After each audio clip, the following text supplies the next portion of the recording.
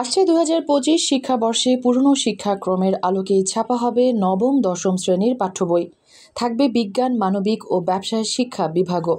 চলতি শিক্ষাবর্ষে যারা নবম শ্রেণীতে বিভাগহীন নতুন শিক্ষাক্রমের বই পড়ছে, আগামী বছর দশম শ্রেণীতে তাদের পুরনো শিক্ষাক্রমের বই দেওয়া হবে। তবে নানা অসঙ্গতি সংস্কার ও পরিমার্জন করে নতুন শিক্ষাক্রমেই থাকছে অন্য সব শ্রেণীর বই। বিয়ানী বাজারে টিএনটি রোডে ইবনে আল মতিন টাওয়ারে রেডি ফ্ল্যাট ভাড়া দেওয়া হচ্ছে। শীতাতপ নিয়ন্ত্রিত কক্ষ, attach bathroom, kitchen, dining, lift, CCTV, বিশাল পার্কিং ও ছাদ সহ থাকছে শিশুদের জন্য বিনোদনের ব্যবস্থা। পরিবর্তন আসবে মূল্যায়ন পদ্ধতিতেও। মন্ত্রণালয়ের এমন খবরে স্বাগত জানাচ্ছেন শিক্ষকরা।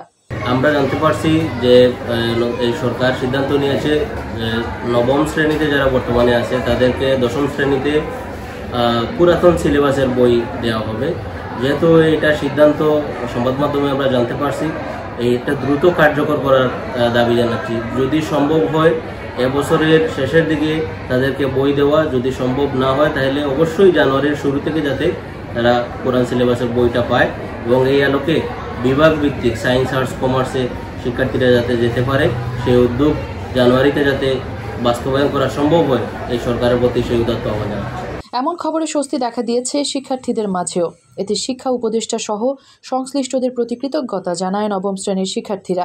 আমরা আমাদের সরকার আমাদের এই যে কারিকুলাম স্থগিত করে আমাদের পুরানো কারিকুলামে ফিরিয়ে নেন, তাই আমরা অনেক খুশি। কারণ আমরা এই কারিকুলামে অনেকটা পড়াশোনা অনেকটা পিছিয়ে গেছি, কিন্তু আমাদের সায়েন্স আর্টস নিয়ে অনেক ভালো, তাই আমরা পুরানো কারিকুলাম পেয়ে গেলে আমরা অনেক খুশি।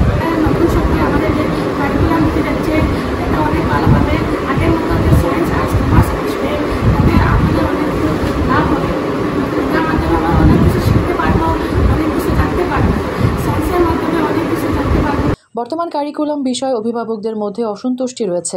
এই কারিকুলাম পরিবর্তনের দাবি জানান তারা। কারিকুলামটার সাথে আমরা সন্তুষ্ট না, বিকজ আমাদের বাচ্চারাও মোবাইল অ্যাডিক্টেড হয়ে যাচ্ছে। দেখা যায় যে সন্ধ্যার পরে বইয়ের বদলে মোবাইল নিয়ে বসে থাকে। আমরা আগের কারিকুলামটা চাচ্ছি।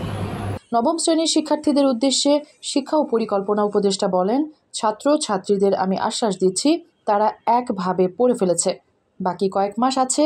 কাজেই তাদের দশম শ্রেণীতে এসে যদি বিশেষায়িত বিভাগ, বিজ্ঞান, মানবিক শাখা বা বাণিজ্য শাখা বিশেষায়িত বিষয়গুলো নিতে হয়, সেটা তারা নিজেরাই বাছাই করতে পারবে।